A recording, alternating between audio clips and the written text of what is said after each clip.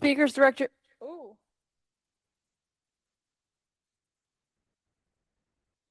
We're good. Speakers direct your comments to the chair, as council members cannot engage in debate during this time. Please state your name and address on the record before you begin. There could be no distractions from the audience in chambers or on Zoom when a speaker addresses the council. The Common Council has also received written comments for our consideration, and they could be found on the city's website under tonight's agenda. Can I have the first speaker, please? Philip Guerreri.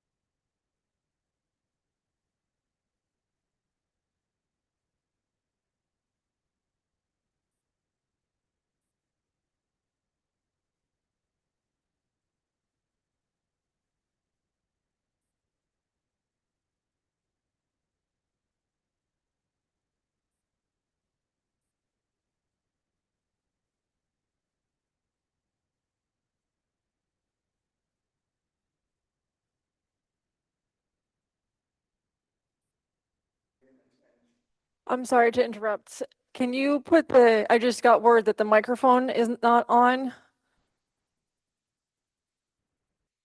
Sorry, I could hear you from here, so I couldn't tell. Can somebody, thank you, Drew.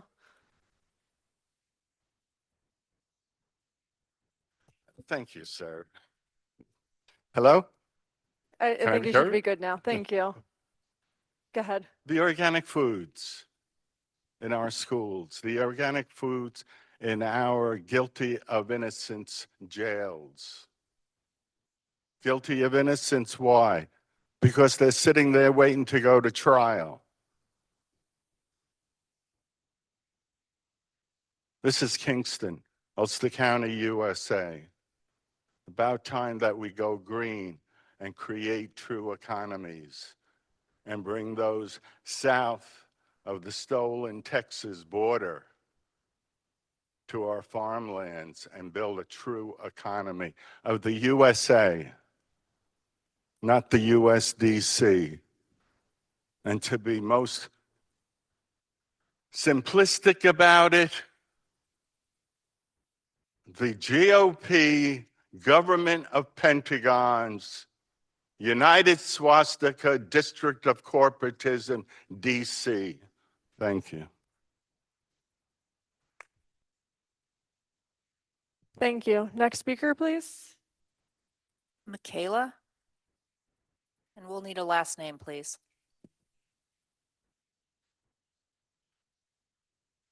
My name is Michaela DeBlon. My address at 21 Perrins Bridge, Tilson, New York.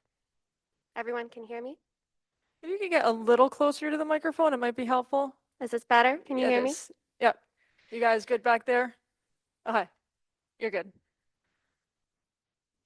Calling for a permanent ceasefire is a basic humanitarian action. It is the bare minimum of what the egregious situation in Palestine requires of you. I cannot stand before you, City Council alders, pretending to be ready to appeal for you to see, because we are past that. Nearly 180 days past that and then some. What I will do is remind you of the willful ignorance that lives in the refusal to call for a permanent ceasefire. I will tell you that your community suffers from a grave dissonance. The brutal murder of children, women, fathers, mothers, daughters, sons, people, communities, families erased. I am Palestinian. I struggle. I am a community member within your great constituency, and capitalism forces us to play pretend, to go to work, to continue. How can we continue when the never-ending list of atrocities grows wider and longer and swallows us every single day? There is no other option. There is no compromise. It is 2024, and slavery, bigotry, greed survives. It is your job to denounce them. I know this city. I've been in the ground on Pine Street. I've seen the bones of Black folk that lie beneath, unmarked, disrespected, the souls that built these streets, our structures, these halls that commemorate what? Their enslavement, their dehumanization. And now we stand before you today to confront a modern manifestation of this. What is this? How dare we sit there and pretend that there is any other option but to stand for the ultimate justice, which is the liberation of an occupied, oppressed, enslaved to the imperial colonialist system, a people who day after day display to you their suffering, their grief, their torture and torment. Over 9,000 illegal Palestinian prisoners, mostly children, not one person at your table may know of the unspeakable brutalities the Palestinian people have experienced for the last 76 years. Not one. 30 seconds. How dare you call yourself qualified to debate a cause for liberation? What is non-negotiable? Your constituents show you day after day in the streets. We unify under the struggle to show you what we want. You have one job to do, and that is to represent your community. We demand a ceasefire. We demand an end to the illegal occupation of all oppressed people under the rule of settler colonialism, the worst evil that plagues humanity. Thank The you. Your time cause is up. For the Thank you. degradation of our Thank planet, you. Your our time is women, up. our values, and our morals. Thank Thank you. you.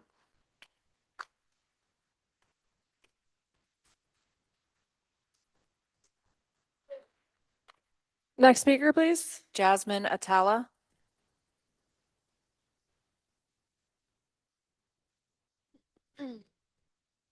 Jasmine Atala, Lindsley Avenue, Ward 8. I'm here once again asking you to pass a ceasefire resolution calling for an immediate and permanent ceasefire in Gaza, an end to military funding to Israel, and a call for unrestricted humanitarian aid into the Strip. What's happening in Gaza is one of, if not the world's worst humanitarian disaster in modern history. And I want to repeat what I reminded you all last time, something you're already aware of, but it's maddening, so I feel like I need to repeat it over and over again. We are funding this. You, me, and everyone in this room has money taken from our paychecks every week to pay for the war crimes committed against Palestinians daily. We are paying to intentionally starve, emotionally torture, and systematically murder and displace every soul in Gaza. Choosing not to pass a resolution that your constituents are begging you to pass, a resolution that represents the will of the majority of Americans, is the epitome of complacency. Choosing not to pass a ceasefire resolution is being a bystander while our government greenlights more of our money and weapons to continue to slaughter and starve an entire population. And on that note, I just want to read you some bullet points from the Holocaust Encyclopedia about bystanders. My hope is that as I read this excerpt, you'll see the almost identical parallels between what happened then and what's happening now. I also hope you'll keep in mind the weapons the US sends to arm this genocide, the money we as a country, but also more specifically the city sends to fund this genocide, your specific role in this genocide, and what you can do about it. Dictionaries defined a bystander as a witness to events, one who is present but not taking part in what's occurring. It's a catch-all term that has often been applied to people who are passive and indifferent to the escalating persecution that culminated in the Holocaust. After the war, many ordinary Germans and Europeans claimed they were not involved and they were bystanders to the event of the Holocaust. Use of the term bystander to avoid any responsibility for what happened, however, obscures the many levels of individual involvement at all levels of society. Reviewing the use of bystander as a general category leads to a more nuanced exploration of the full range of behaviors of what people did or did not do to facilitate the persecution and mass murder of other human beings.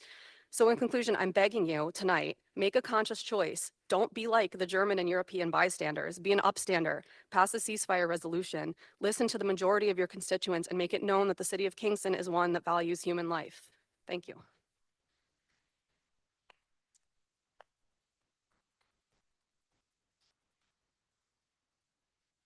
Thank you. Next speaker, please. Lee Kelly.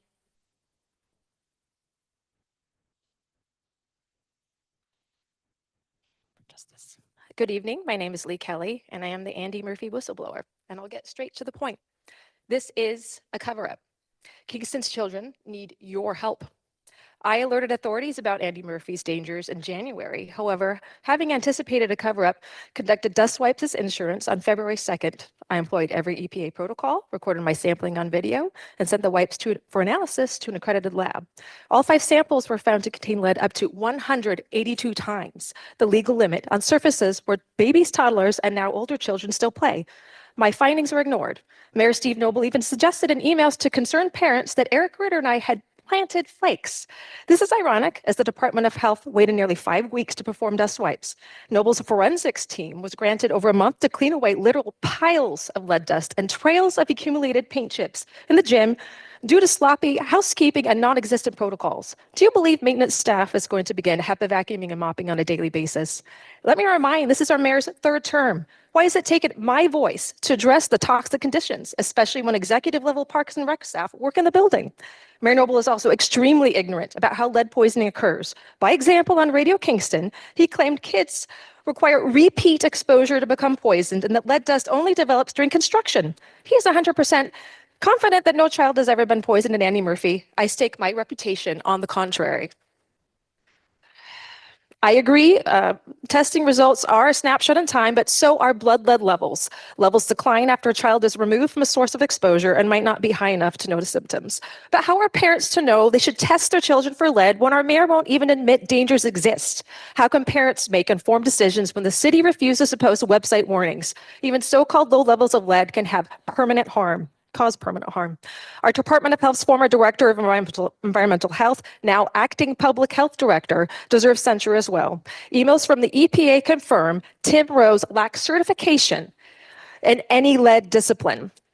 This doesn't surprise given his many gaffes during last Wednesday's caucus. By example, he and James Rodden insisted on 5 separate occasions that the EPA's threshold for lead dust in floors is measured in parts per billion. The correct answer is micrograms per square foot. Please realize XRFs are designed to measure levels of lead on painted surfaces. On February 2nd, Rose and Rodden recorded 1 irrelevant XRF reading of an unspecified area of unpainted gym flooring. They then let the press post headlines such as the Kingston Wire's February 21st claim, "County 30 says seconds. no lead found where small children play." The floors were not tested by the Department of Health until March 5th. Shouldn't health professionals advise versus withhold best practices?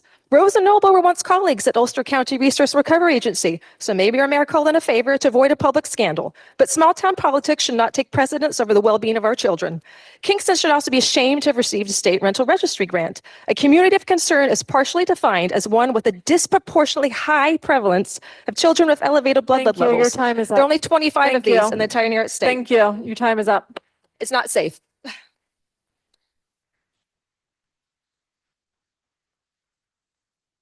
For everybody in the room, if you don't get through your comments and want to email them to us, please do so. Next speaker, please. Anthony Fitzpatrick.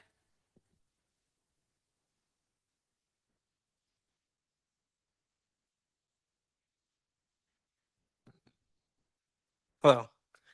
My name is Anthony Fitzpatrick. I live in Port Ewan on George Street. I was here the other night and I was listening to the conversation, and the resolution that got sent back about the safe systems. And I think everything that you guys decided on sounded great. But as you guys were having this discussion, I noticed that there was, well, I understand that in what you guys wanted to do was lobbying for cameras. So while that got taken out, that's largely inconsequential. But I did want to talk real quick about how I feel about cameras and the technology, because I live with my 2 kids and I live with my older parents, and my parents can't stand cameras. They can't stand being on camera. They don't want anyone to see their dust bunnies, but they also could never be seen doing anything wrong, never be caught on camera doing anything wrong. It makes them uncomfortable. But I feel that cameras make me feel a lot more comfortable. I know my kids feel that way too.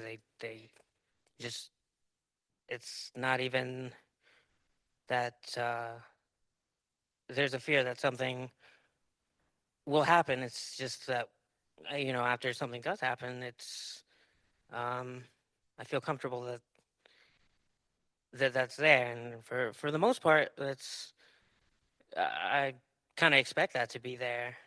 Um, I don't drive now, but when I used to drive, if things like speeding and whatnot was something that once, I did and nothing happened, I would kind of do it again, do it again, do it again until I finally got pulled over and had to pay a bunch of money. So um, I think that you guys should just know that going forward, even though some people might feel uncomfortable seeing cameras everywhere when they're driving up and down the street, you got to remember that 30 they're seconds. everybody's streets, and some people might appreciate getting pictures of speeders taken. Thank you. Thank you. Next speaker, please. Sam Goldberg.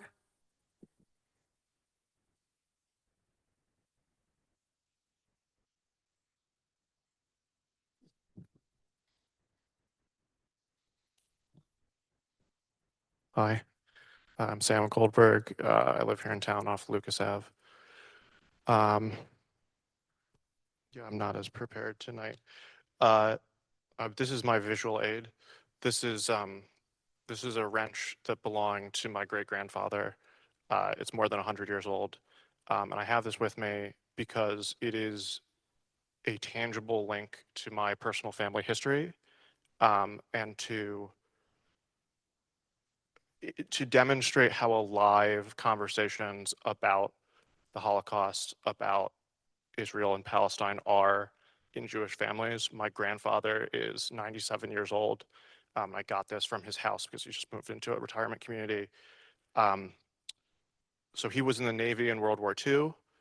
My great grandfather, who this belonged to, came to this country from Eastern Europe, where this also represents the extremity of what is known about my family history, because they would not discuss the old country because of personal trauma. We don't know.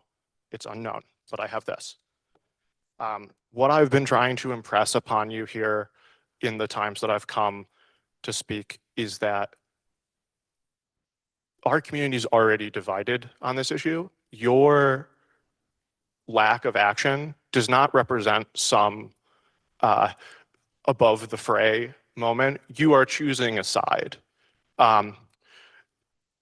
And more importantly, what I can do personally is tell you that your side does not represent in some way the interests of American Jews, that all Jews have been divided on the question of Zionism and on the question of Israel from the very beginning, and we continue to be. And so when you choose to stand on the side of imperialism and of settler colonies, of genocide and apartheid and ethnic cleansing, you are implicitly connecting American Jews to that project, which is what, if you can see the connection, that's why a sign gets placed outside of Congregation Emmanuel that says "fuck Israel," because you fail to take the blame as the government and delineate American Jews from the Zionist project.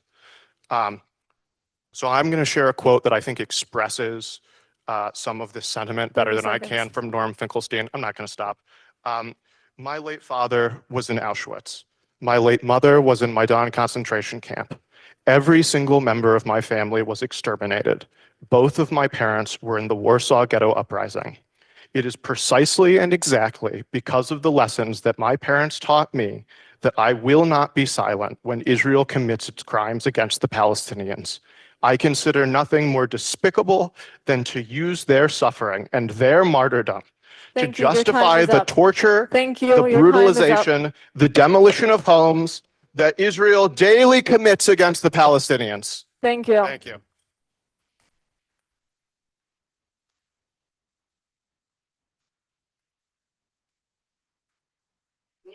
Next speaker, please. Elizabeth Goldhammer. Sorry. Hi, can you hear me? Hello, my name is Elizabeth Goldhammer, and I'm sure that you're already aware that people in our communities have lost and are losing their loved ones. It's absolutely clear to me that as we continue to escalate this, every day we are getting further from safety and further from any kind of a future. What's being done today in our names with our weapons in front of the world is not going to go away. It won't be forgotten, and it won't create peace or safety or even a path forward when we're all going to have to try and still live in this world. And many folks in our communities are grieving. We cannot allow ourselves to become incapacitated by grief. Grief can be blinding, but it doesn't change the concrete realities of the situation. A child is a child, a life is a life, a city is a city, and whole families are being killed. Palestinian parents are identifying information on their kids' arms. People are eating animal feed. When we deny atrocities, we preclude the possibility of a different outcome. It is still possible to stop this. Remember the heroic words of Mamie Till. Let the people see what they did to my child. Why would any parent who has lost a child allow strangers to see their most private moments of loss? Why would anyone choose to make the most traumatic moments of their life visible to the world? To stop the same thing from happening again. This is an act of courage, and this is an act of optimism. Parents in Gaza are showing us their dead children's faces because they are optimistic enough to believe that we are capable of seeing them. They're optimistic enough to believe that we are capable of remembering that their children are children like anywhere else in the world, and that we're capable of acting on that knowledge. And I believe that you are capable of acting on that knowledge. And many of your constituents believe in you as well. Atlanta, Chicago, Dayton, Detroit, Minneapolis, Providence, Sacramento, Seattle, St. Paul, St. Louis, San Francisco, Toledo, Newburgh, Beacon, Hudson. Why are cities passing these resolutions? Because these resolutions do have an effect, because it's one of the few avenues available to us.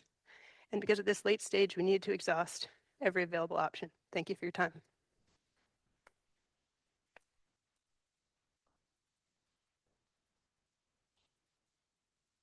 Thank you. Next speaker, please. Allison M. And I'm going to need your last name for the record, please.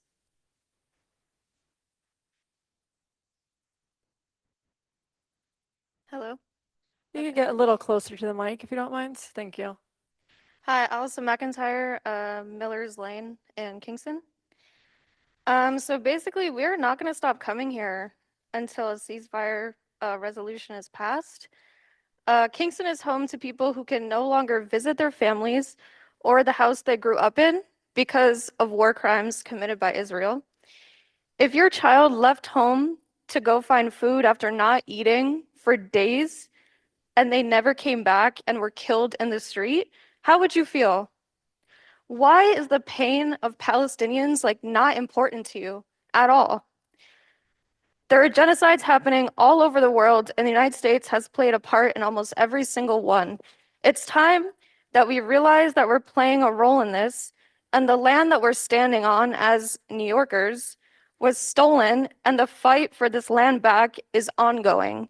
So this isn't only an issue in Palestine, it's also an issue right here where we're standing. I am begging that we find compassion to start a conversation and to pass a resolution. Free Palestine.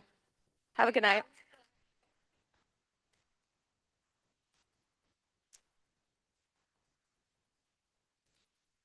Thank you. We're going to go to Zoom now for the next speaker. Mark Goikman. Mark, if you could just say a few words so we could test the sound. Can you hear me now? Yes, now we can. So you'll have 3 Okay. minutes once you say your name and address for the record. Thank you. Okay. My name is Mark Goichman. I live in Gardner on Sand Hill Road. I've lived here for 15 years, maybe in the area for 30. There's a lot of sympathy about stopping war and stopping killing, yes. But the words that are being used in this council that we've heard today by people who are pro-resolution and genocide wishers are crazy. There is no genocide happening. A war is happening. People die in war. It's very sad and very unfortunate, but there is no systematic extermination of a people. These people, the Palestinians, have grown in large numbers inside of Israel and outside of Israel. There is no extermination happening. Their numbers are growing by leaps and bounds. There's so much misinformation from the speakers you've had so far. It's hard to get it all into 3 minutes. I wish they would take a class or read a book or do something else other than make ridiculous claims here. There is no settler colonial project in Israel. There isn't any. None. Zero. These people are back in their ancestral lands. They're taking it back from the people who took it from them, which were, hey, guess what? The Arabs. Right? The pro-resolution genocide wishers, if you notice, none of them have called for Hamas to demilitarize. None of them have called for Hamas to cease hostilities. None of them have called for Hamas to release the hostages. None of these people, these pro-resolution genocide wishers, because they wish, every day they wish there's a genocide happening. None of them have called on Hamas to stop incursions into Israel or to stop firing rockets into Israel. They have not asked Hamas, the aggressor, to stop their actions. Hamas embeds itself within the community like cowards, like the cowards they are. They hide behind their women and children. They hide behind schools and hospitals and under schools and hospitals. And when Israel tries to fight them, they put civilians, Hamas puts civilians in front of them like human shields. That's the cause of the death and destruction. You know where to blame it? Blame it on Hamas. But these pro-resolution, Hamas supporting genocide wishers that you've heard from today, about 5, 6, 7 of them, none of them are calling 30 for seconds. Hamas. Thank you. Hamas to stop their actions. Israel would not be creating a security state if there wasn't a security issue. If you remember, in the 70s and 80s and 90s and aughts, pizza places, discotheques, buses were blowing up every day. And in order to stop that carnage, these measures of security were taken. And that's, again, blame Hamas, blame Hamas, blame Hamas. Thank you for your time. Thank you. Your time is up. Yeah, just remind everybody of our rules of decorum. I know we don't all, not everybody who speaks will agree, but everybody deserves the 3 minutes to speak to us. So I appreciate your attention to that. We have nobody else who have signed up. Oh, wait, never mind. We do have 2 more on Zoom, and then I'll open it up. The next speaker, please. Linda G, and I'm going to need your name, please. Linda Geary. I live in Gardner. And, do you need any more information? All right, Linda, you have 3 minutes. Okay. Tonight we hear again advocation for a resolution for a permanent ceasefire, and it is a one-way ceasefire that they want. And what does that mean if a ceasefire is reached and Israel is attacked again, as Hamas repeatedly stated it will do? Does that mean Israel cannot defend itself? It takes 2 to stop to join in a ceasefire. And every time we're hearing about a ceasefire, it's for Israel to stop the ceasefire. So those who call for these resolutions are quick to point out that dozens of municipalities in New York State have adopted similar resolutions, and somehow the cumulative impact of these efforts have or will impact federal foreign policy regarding the situation. If that is true, I object to any resolution because it is not about peace between Israel and Gaza. It is an underhanded condemnation of Israel's rights to defend itself in a way that was fully expected by Hamas. As many have asked, what did Hamas expect Israel to do after the October 7th massacre? Why was Hamas so brutal and savage in its attacks on young people at a music festival and peace-seeking kibbutz residents? Hamas expected and wanted exactly what Israel is doing so that Hamas can continue its plans to destroy Israel while using its long-planned strategy that it is the victim here. Hamas is not the victim. The Gazans are the victim, brought down by their own government. Why didn't Hamas use the billions of dollars of international aid to build a self-sustaining economy in Gaza? Because Hamas is a business that has lined its members' pockets, and it is in the business of war, not peace, and have continually sent rockets into Israel so regularly that we can understand why Israel needs the Iron Dome. I would just like to say that Israel is not targeting civilians. Hamas did on October 7th. And as the speaker before me has said, Hamas has used civilians as human shields in this war. But Hamas started it. And what is going on in Gaza is war. It is not collective punishment. And there should be no discussion about releasing the remaining hostages, whoever of them are still alive, in exchange for political prisoners. It is beyond all humanitarian senses that the release of the remaining hostages, including the Bibas family, whose relatives live here in Ulster County, and the 6 American hostages and all the others, is contingent upon the release of political prisoners. And further, I think that this city council has a lot of responsibilities, and one of them is to protect the Jews who live in Kingston. And I believe that we have seen a rise of anti-Semitism emboldened by these many speakers who come here condemning Jews and using the Holocaust as something they step upon in order to make their point to condemn Israel. And it is a rise of anti-Semitism when you put a banner that was on Temple Emmanuel this week on a synagogue. That was not political protest. That was anti-Semitism.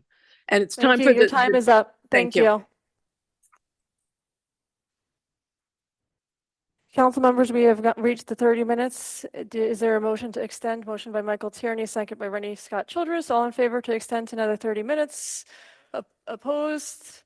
We have another 30 minutes for public speaking. Can I have the next speaker, please? Zira Bloom. Hi, test. Can you hear me? Yes, we can. Just say your name and address for the record, and then I'll start the clock. Okay, Zira Bloom, 51 Fairview Avenue.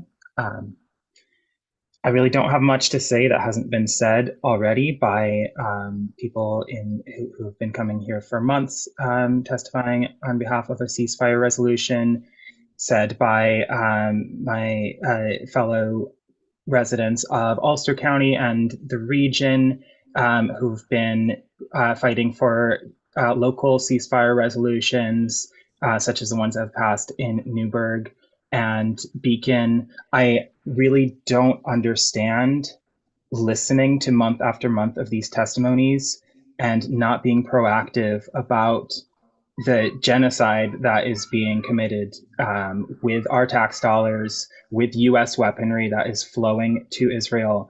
I don't understand, especially those on the council who claim to even agree that the ceasefire is vital, a ceasefire is needed. We don't need more dead anybody. We don't need more invasions and incursions in hospitals. We don't need more any of the atrocities that we've been witnessing across Gaza for the last several months. Those of you who claim to agree and understand that, but don't see the action that you are able to take in this regard. So we will keep coming back month after month. We owe Gaza everything. The absolute least any of us in this room can do is commit to sending a message up the chain through this path of using a local ceasefire resolution, letting the higher ups know that the people do not want to fund genocide. We do not want our tax dollars going to the horrors that we have been witnessing for months. Thank you.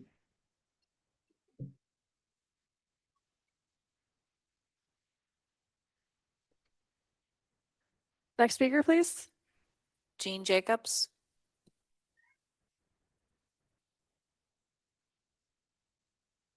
Good evening. Can you hear me? Hi, Jean. Yes, we could hear you. So just name and address, Yes, and then I'll thank you. start the clock. Thank you very much. Good evening, Madam President, members of the Common Council, and my community in attendance this evening. I want to impress on all of you this evening the importance of the safety that when you took office as alderman in the city of Kingston, one of your jobs that's critically important is the safety of your constituents and above all, the safety of our children. I am appalled at the fact that we are dividing our community right now over the Andy Murphy Center when in fact we should be acting on it immediately and providing the safety net for the whole community. It's the children are there, and also Many of the seniors, many people are employed there. It is our duty and our obligation, as you listen to the one speaker this evening, it's critically important that we do not sit by and let this continue to be a topic of discussion when we in fact know that the lead is there. It's been persistent and it's been there for years, and the maintenance has been failed. I urge all of you to take charge of this situation and close the Andy Murphy Center and do rebate the lead so that our children can return there in a safe environment and prove to the community that you are all leaders. Currently, I do not see that. Thank you very much. Thank you. Next speaker, please. Costas, and I'm going to need your last name. Thank you. Last name Katsaras, City of Kingston. All right, you have 3 minutes. Thank you. There's something referred to as weaponizing the press, and it's a sign that we must be doing something right as activist parents. Let's look at the timeline of just the past 48 hours. Metzger was interviewed on Radio Kingston Monday morning. Deputy County Executive Moonlighting at the Wire published an article at 3 p.m. An email was written to the council by the whistleblower at 7, and the Freeman published an article at 11 p.m. This is not a coincidence. So I have a single point, and it bears repeating again and again. The purpose of conducting dust wipe testing in a timely manner immediately after the alarm was rung was to establish a baseline of exposure for children visiting the Andy Murphy Center. We needed to know what levels of lead kids were being exposed to. The timely means we were not going to wait 5 weeks to clean up while the city was hosting the same programs, making no changes whatsoever, apart from some crude signage. This again in response to pressure from the community and through the press misinforming the public. So if we take a closer look at the mayor's behavior, we're lacking any objective data, which would have been dust wipes. He said in an interview on February 26th that no child is at risk and no child has ever been poisoned at Andy Murphy. That interview, like all the articles in the press, was a comedy of errors. Why is the official story being peddled now, both in the press and by figureheads in county government and the DOH, that our purpose all along was to verify the quality of cleanup efforts? Who exactly is accountable? Who? We can safely assume that countless children have been poisoned over a period of years. On March 27th, the DOH finally tested with dust wipes, but they waited 5 weeks. So do not be fooled here. If you give the city a pass, if you give the DOH a pass, you're condoning the poisoning of children, condoning criminal negligence, and this should be obvious. So we're not going to stand for being defamed for speaking up. And it's exactly in instances like this that we need the council to advocate for us, specifically for the whistleblower, for parents, whomever they may be. We need the council, at least in a declaratory sense, call out these errors, call out these crimes, and they are crimes. Advocate for the children, some of which were certainly poisoned, and condemn the city and other entities conspiring with them by affirming the facts once and for all. Thank you.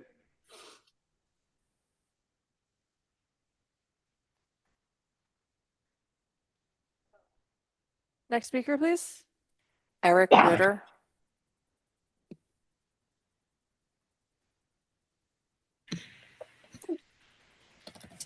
Hello, can you hear me?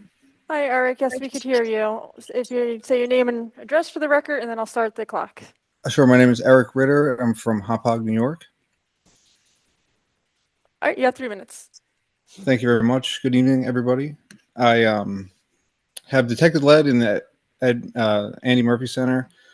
It was pretty obvious, and I'm not really sure why it's such a big deal to address it. I get that it's a really kind of embarrassing mistake to have children there. I understand that while technically the Andy Murphy Center probably doesn't or may not fit the definition of a child-occupied facility, that definitely varies on the children who are coming. Like, people could go there every day. People go there several days a week. There's definitely some variance in their attendance, but I think regardless, like the state of the paint on the walls was definitely a hazard. It's certainly being tracked all throughout the gymnasium. I myself witnessed a child bump into the wall with their scooter, throw a ball off the wall, touch the ball. I mean, you know, crawling around. It was a pretty gross scenario. And I think that it's pretty indicative of like just trying to skirt the issue, hoping it's going to go away, instead of taking some action and like taking some kind of like political hit for the kind of unsafe conditions that were inside of the building. Yeah, I think that it's pretty easy to detect lead, and there's definitely lead in there. And I know there's a lot of lead in Kingston, and I'm sorry about that.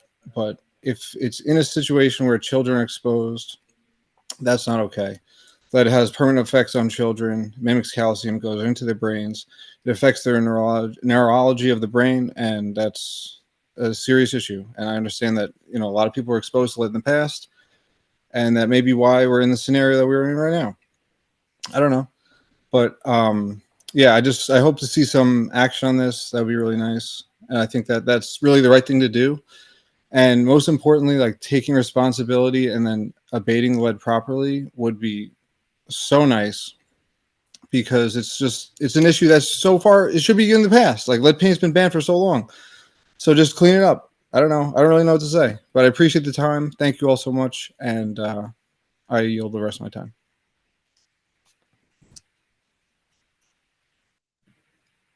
Thank you. That is all we have with their hands raised on Zoom. So I'll open it up to the council chamber. You want to come up? And then if you want to come up after.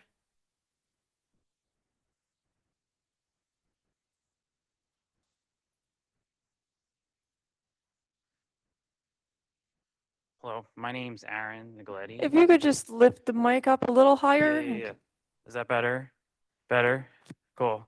Yeah. M- Yeah, if you here- could just say your name again. Thank you. Aaron Nicoletti, and I live in Tilson on Perrins Bridge.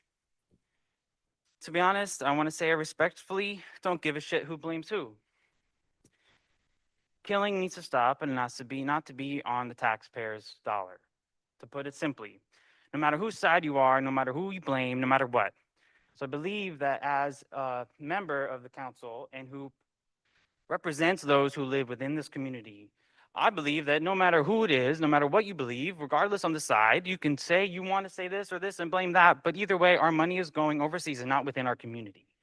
I want to put and encourage you to be in favor of a ceasefire resolution, not only to stop humanity issues happening overseas, but that our tax-paying money can come back here into our community and address some of the issues that have been mentioned yet today, including but not limited to the lead issue that has been multiple times referenced today as well.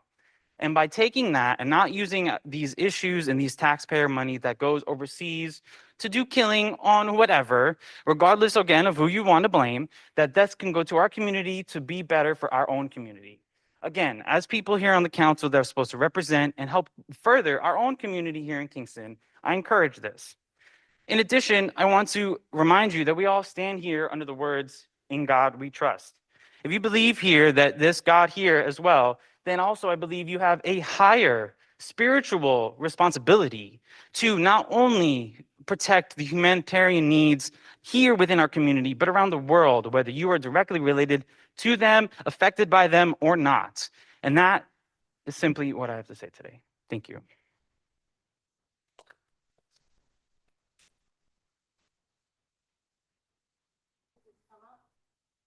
Did you want to speak? Yes. Oh, okay. Assalamu alaikum. Hi, my name is Ann Ames from Kingston, New York. You know, everyone has said what I believe on the resolution and what's going on in Palestine. I'm also agreeing with this lead issue that's going on. I have grandchildren that play sports in that building, and it really needs to be recognized.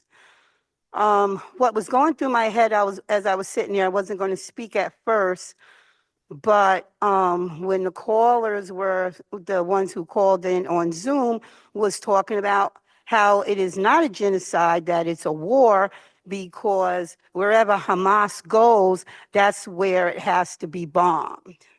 And I mean, do we really believe that if they believe Hamas is in a hospital or a school, that we are supposed to, but we are supposed to bomb it?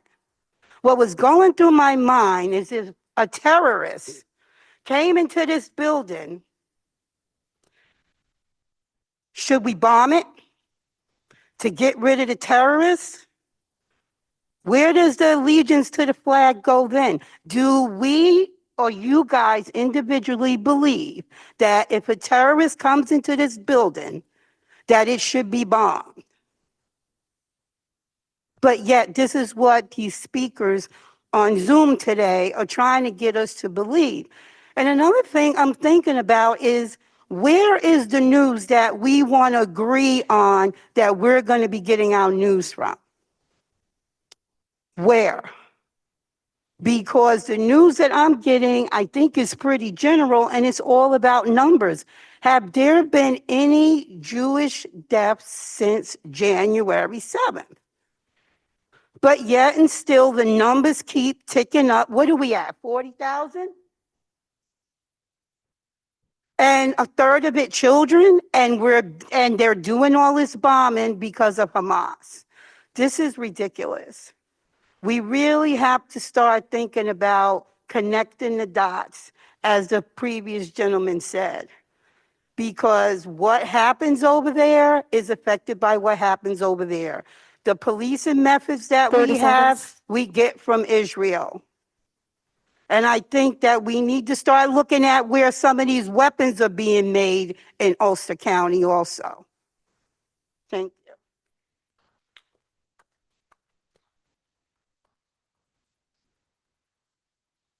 Anyone else in chambers want to speak?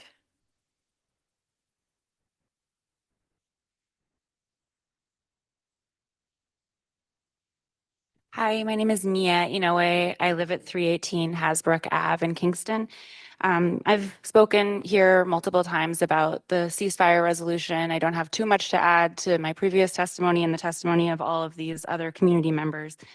I just want to say I don't know if it's true, I just heard that someone came to your meeting yesterday and asked about whether you were going to, put up a ceasefire resolution for a vote, and was told, no, that's definitely not going to happen, and that you all feel proud of the work that you have already done on the Palestinian issue, and specifically of the work that you feel that you've done to pressure Pat Ryan to call for a ceasefire.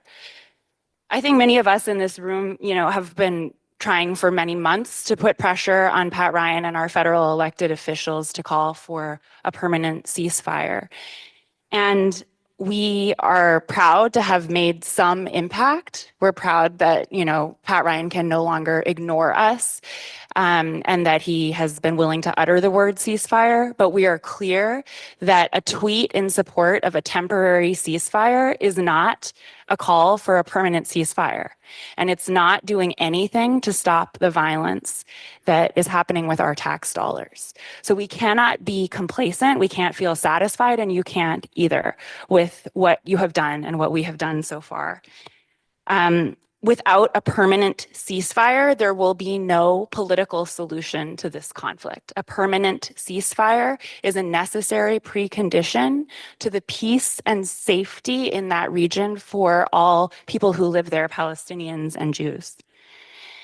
I also want to just say that if what I heard is true, that you have no plans, you've decided amongst yourselves there's not going to be any ceasefire resolution coming from Kingston, we don't accept that.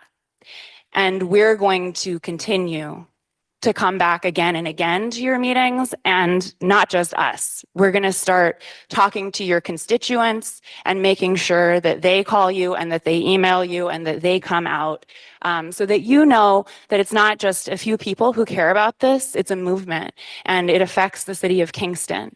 So please don't feel complacent and don't feel like your work is done. We don't feel like our work is done, and it won't be until there's safety and peace for everyone who lives in historic Palestine. Thank you.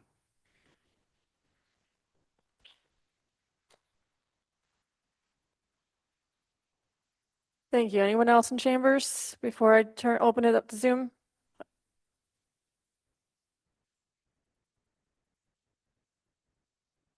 Chelsea Villalba, Kingston. Good evening, everybody.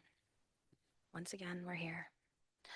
I'm going to start by reading the definitions of genocide for you. A genocide is the systematic and widespread extermination or attempted extermination of a national, racial, religious, cultural, or ethnic group. Apartheid, a policy or practice of separating or segregating groups. Today is the 179th day of the Palestinian genocide, proudly sponsored by the United States of America. Yesterday, 7 people aiding relief efforts with the World Central Kitchen were killed by targeted Israeli strikes, and today tons of aid is being returned or stopped from entering the decimated Palestine. Since last October, over nearly 100 journalists, 200 aid workers and medical personnel, and over 31,000 Palestinians and children, about 13,000, have been killed.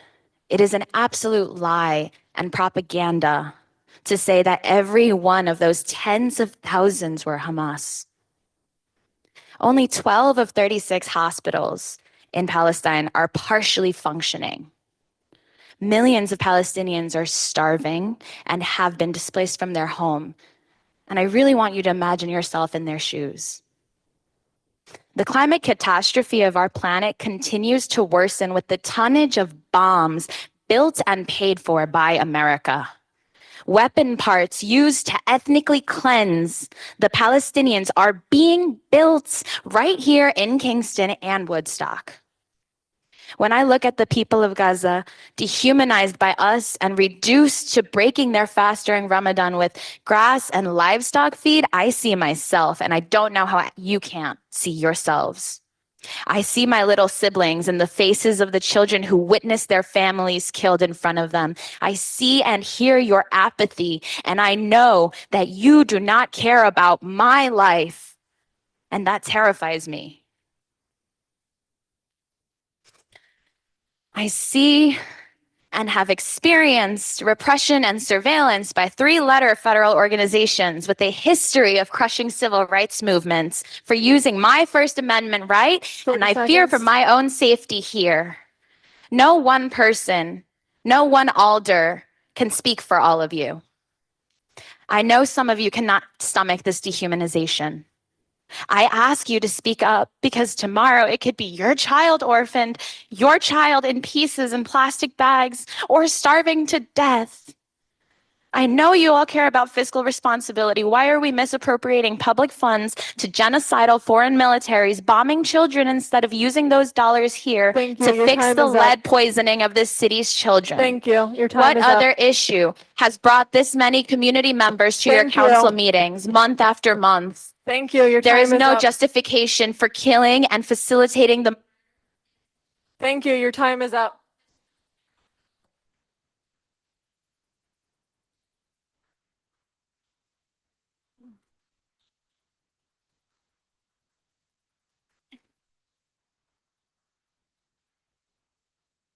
Is there anyone else on Zoom? Just raise your Zoom hands. Anyone else, Scott? And then whoever wants to go first is fine.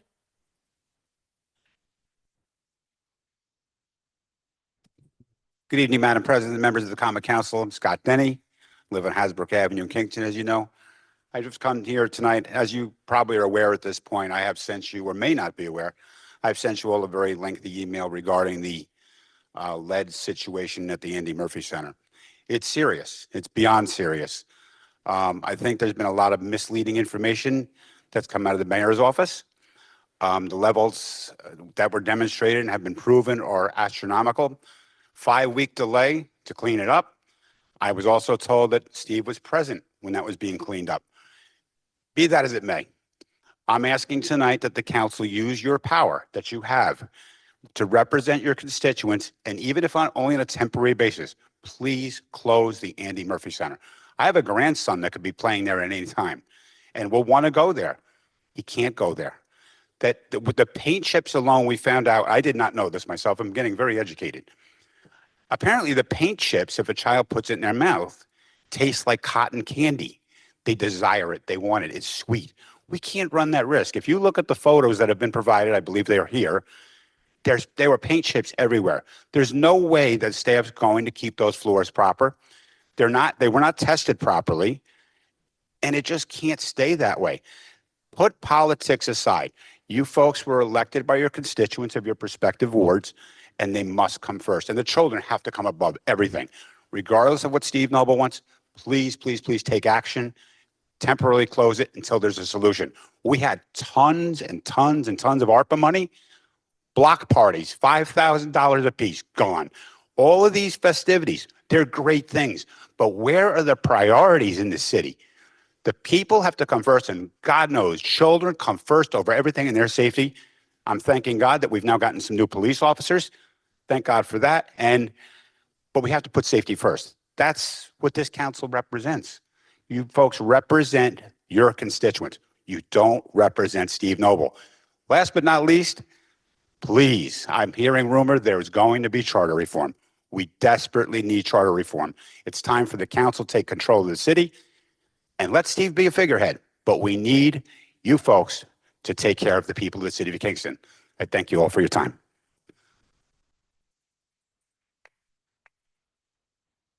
Thank you.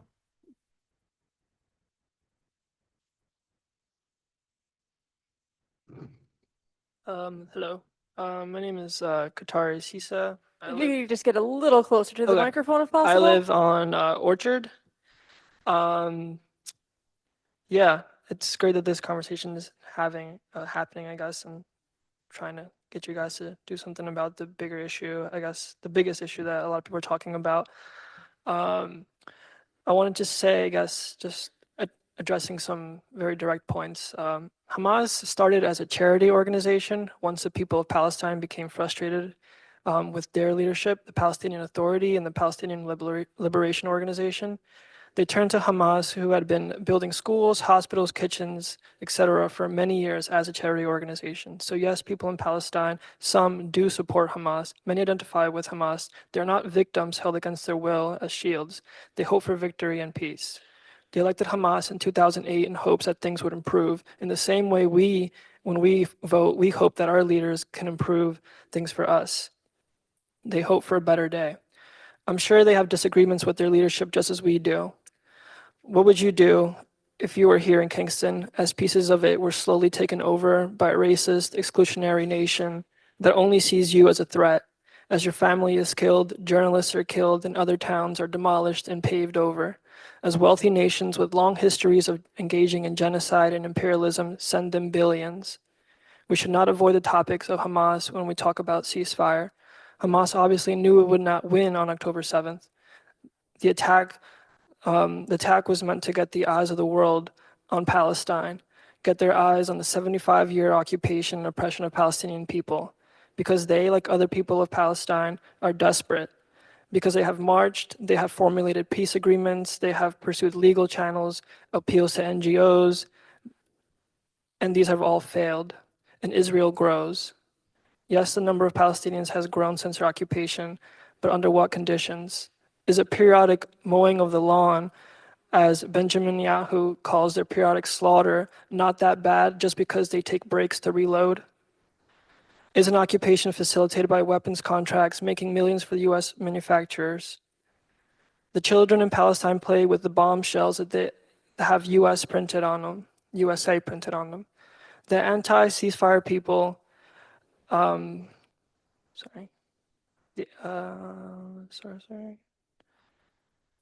entire ceasefire people have a point. Ceasefire will not end the attacks. 30 seconds. People start fighting for a reason, and they stop fighting for a reason. A ceasefire is just a beginning point. For Palestinians, and I would hope many people can agree, all people to live with dignity, to live with an identity, to live in their homes, their community, and their land. That is as essential as life itself. It is a sad sight to see people who have ancestral connection to this historical land Thank you. bomb Your it to time is up. dust to build a Starbucks. Thank you.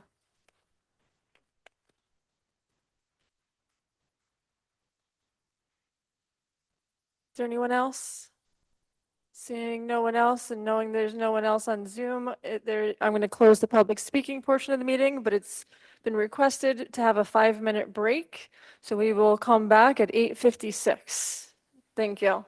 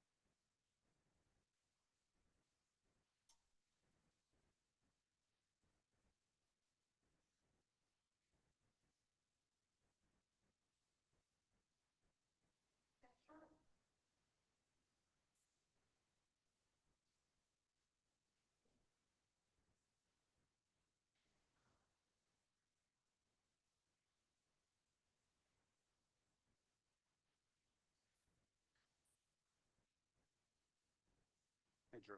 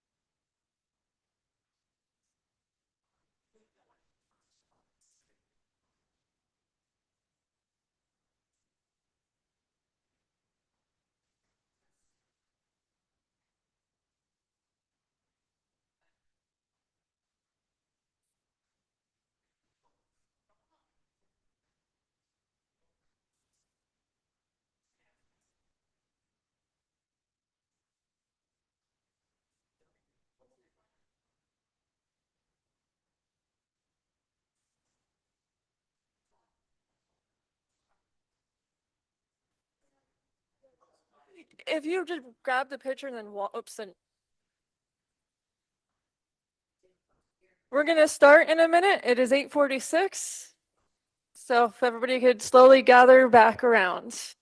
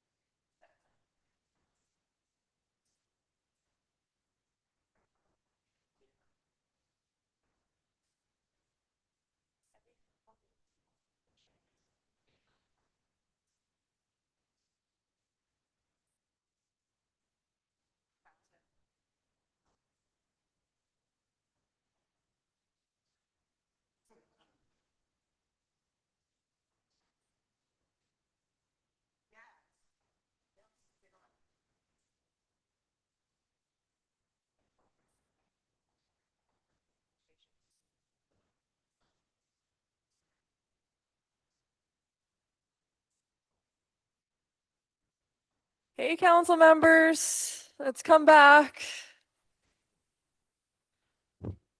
We got some work to do.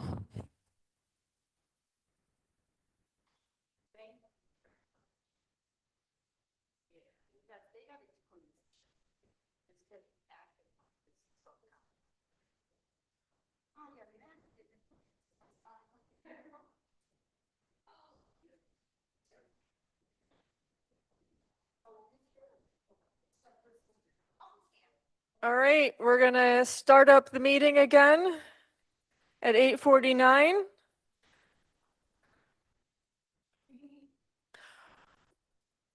All right, council members, you ready? We're now entering into claims and communications.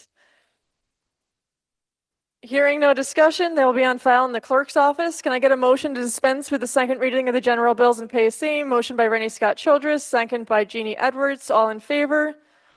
Opposed? Motion is adopted 9-0. We're now entering into the report of committees, starting with resolution number 52. Starting with resolution 53. Resolution 53 of 2024. Resolution of the Common Council of the City of Kingston, New York, recommending the approval of a 2024 budget transfer in the Police Department in the amount of $63,855.43 from contingency to cover the retirement payout of 2 detectives. On the question? Hearing no discussion, I'll call for the vote. All in favor? Aye. Opposed? Resolution is adopted 9-0.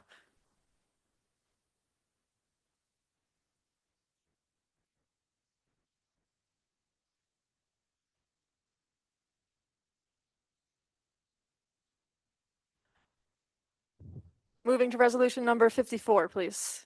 Resolution 54 of 2024. Resolution of the Common Council of the City of Kingston, New York, recommending the approval of a 2023 year-end budget transfer in the Police Department in the amount of $80,900. On the question? Hearing no discussion, I'll call for the vote. All in favor? Opposed? Resolution is adopted 9-0. Moving to Resolution 55, please. Resolution 55 of 2024, resolution of the Common Council of the City of Kingston, New York, recommending the approval of a 2023 transfer in the Department of Public Works in the amount of $12,187.87 to cover shortfalls. On the question? Hearing no discussion, I'll call for the vote. All in favor? Opposed? Resolution is adopted 9-0. Moving to Resolution number 56, please. Resolution 56 of 2024, resolution of the Common Council of the City of Kingston, New York, recommending the approval of a 2023 transfer in the Department of Public Works in the amount of $900 to cover shortfalls in the longevity account. On the question? Hearing no discussion, I'll call for the vote. All in favor? Opposed? Resolution is adopted 9-0. Moving to Resolution number 57, please. Resolution 57 of 2024, resolution of the Common Council of the City of Kingston, New York, recommending the approval of a 2024 budget transfer in the Parks and Recreation Department in the amount of $50,000 from the New York State DEC Rondout Creek Public Kayak Access. On the question? Hearing no discussion, I'll call for the vote. All in favor? Opposed? Resolution is adopted 9-0. Moving to Resolution number 58, please. Resolution 58 of 2024, resolution of the Common Council of the City of Kingston, New York, authorizing the expenditure in the first instance in the DEC 2022 Municipal Zero Emissions Vehicle Infrastructure Grant Award to install 2 Level 3 DC Fast Charge EV charging stations at the Visitor Center lot on Lower Broadway. On the question? Alderman Michael Tierney. Yes, I am in favor of this resolution, but I think it should be said that, and I think all of us agree that we should update the fee schedule the next opportunity we can to increase the fee for these level 3 chargers. I think ultimately a lot of charging infrastructure right now merely subsidizes the rich, who are the kinds of people who can buy electric cars right now. And ultimately, this is still an individualist solution to the climate crisis. We should be looking more into e-bike chargers so people can safely charge their e-bikes in a public space rather than in their homes, and that we should be facilitating the transition to public transportation, because at the end of the day, an electric car, a brand new electric car, is still worse for the environment than buying a used car, and at the end of the day merely contributes to green capitalism, which is at the end of the day still capitalism and is what is ultimately destroying our planet. I will be a yes, but this is not the solution to climate change. Thank you. Thank you. Anyone else? Hearing no further discussion, I'll call for the vote. All in favor? Opposed? Resolution is adopted 9-0. Moving to Resolution number 59, please. Resolution 59 of 2024, an ordinance amending an ordinance in relation to the traffic on the public streets of the City of Kingston, New York, lowering the speed limit to 15 miles per hour on Webster Street. On the question? Hearing no discussion, I'll call for the vote. All in favor? Opposed? Resolution is adopted 9-0. Moving to Resolution number 60, please. Resolution 60 of 2024, an ordinance amending an ordinance in relation to the traffic on the public streets of the City of Kingston, New York, adding no parking on Merlina Avenue to the intersection of Voorhees Avenue, Monday through Friday, 7 a.m. to 4 p.m. On the question, Alderwoman Sarah Pasty. I wanted to thank my colleagues for considering memorializing the signage that has already been put up on Merlina. And what's exciting about this for the people in the neighborhood is that there are a lot of people who walk their children, and a lot of children who walk to Edson and Bailey schools, and they walk along Merlina. And it had been very difficult for them to park because there were people parking on the sides of the street, and this no parking sign enables the streets to be safer for the kids to walk to school. So this is very important, and thank you, colleagues, for considering this resolution. Thank you. Anyone else? Hearing no further discussion, I'll call for the vote. All in favor? Opposed? Resolution is adopted 9-0. Moving to Resolution number 61, please.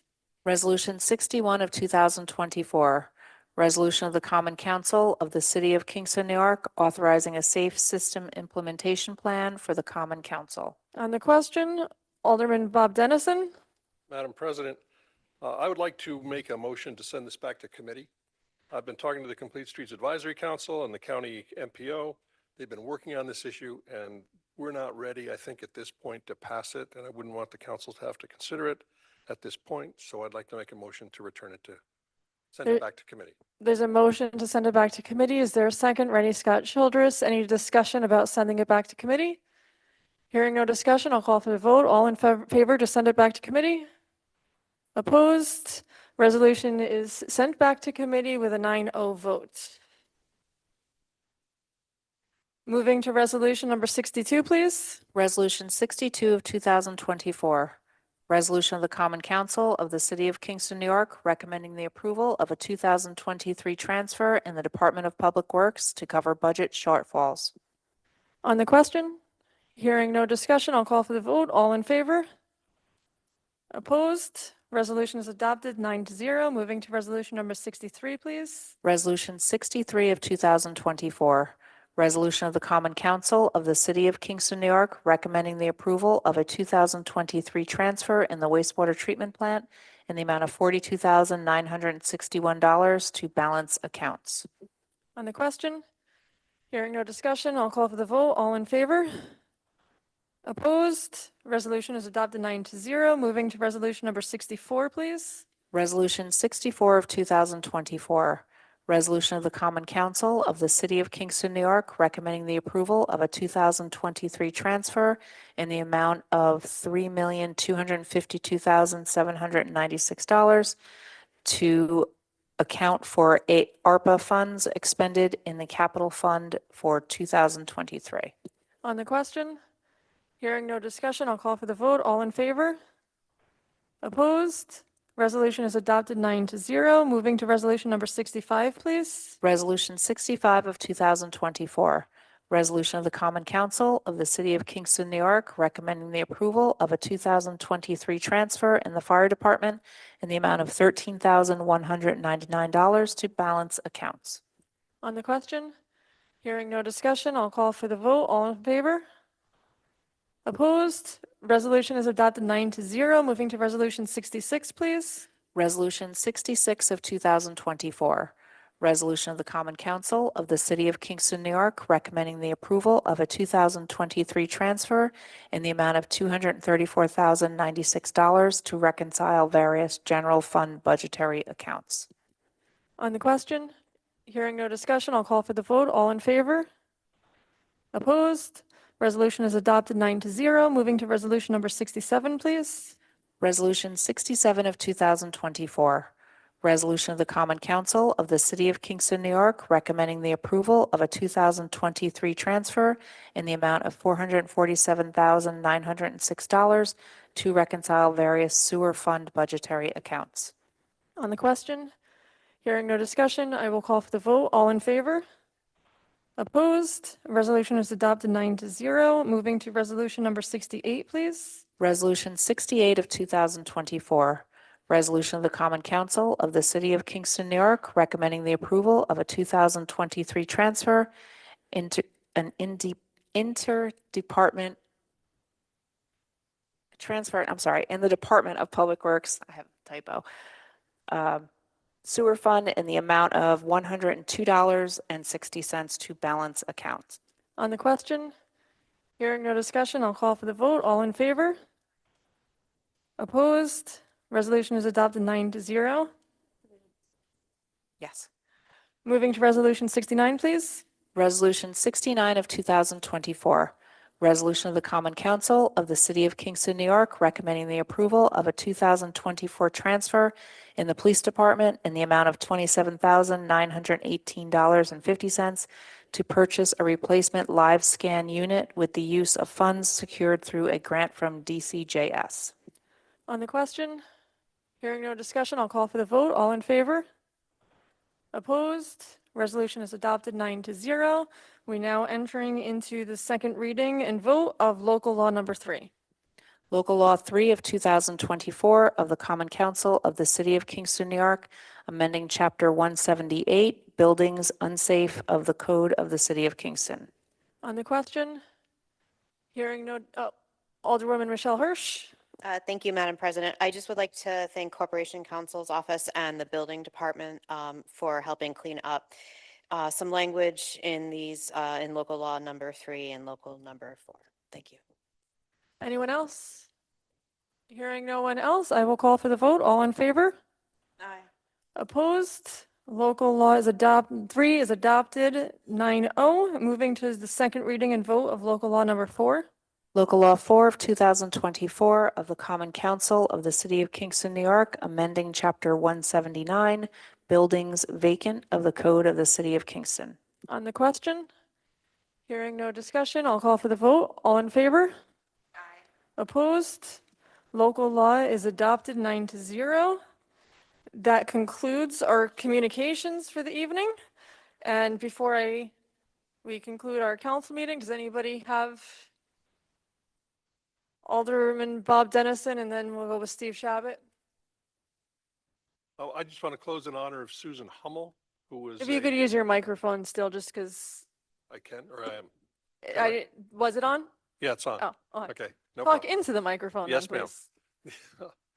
I want to close in honor of Susan Hummel, who was passed this March 20th. She was an 88-year-old woman who lived in Ward 6, and she was an institution. She was a frequent walker in the neighborhood, loved by all, and she will be greatly missed. She was a telephone operator in her younger years. Remember, we used to have those. She was a great soul and a pleasure to have in the ward, and we will miss her. Thank you. Steve?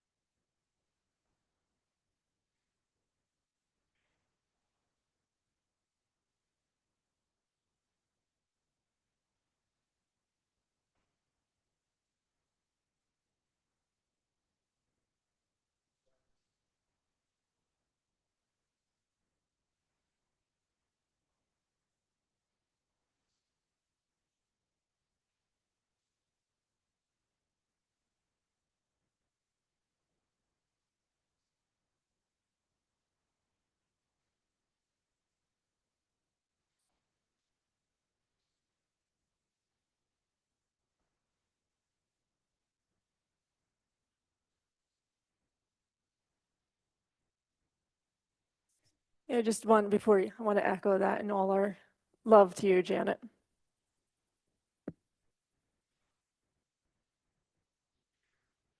I'm sorry, Steve, can you speak more into your microphone? We're getting messages up here. Right in, yeah, no, you should be, where you were was fine. Yeah. Kiss the mic.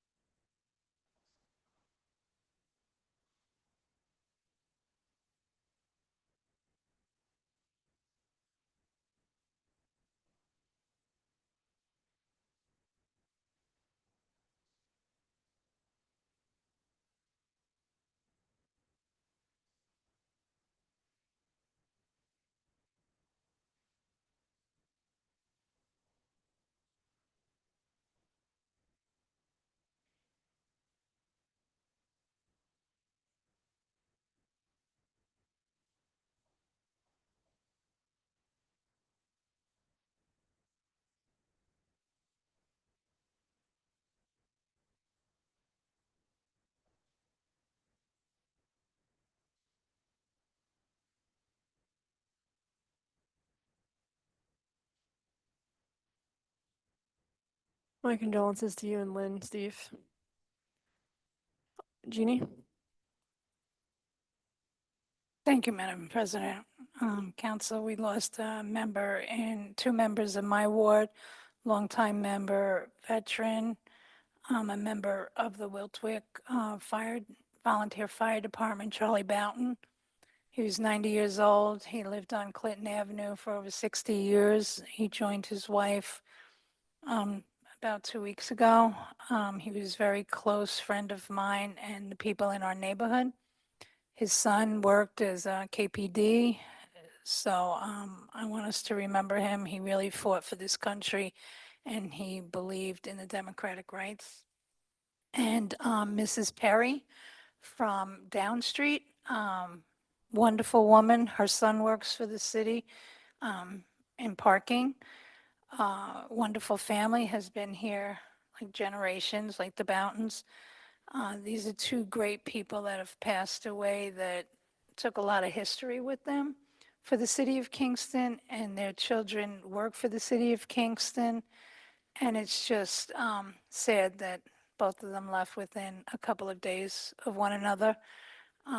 They had a lot of history within Ward 4, and they were great supporters of not only mine, but the majority of aldermen that sat in this seat. So I want to recognize Charlie Boughton and Mrs. Perry. Thank you. This has been a rough winter. Anyone else? Then I will take a motion to adjourn. Motion by Michelle Hirsch, second by Rennie Scott Childress. All in favor to adjourn? Opposed? Then we hereby stand adjourned until the next regularly scheduled meeting on Tuesday, May 7th, 2024.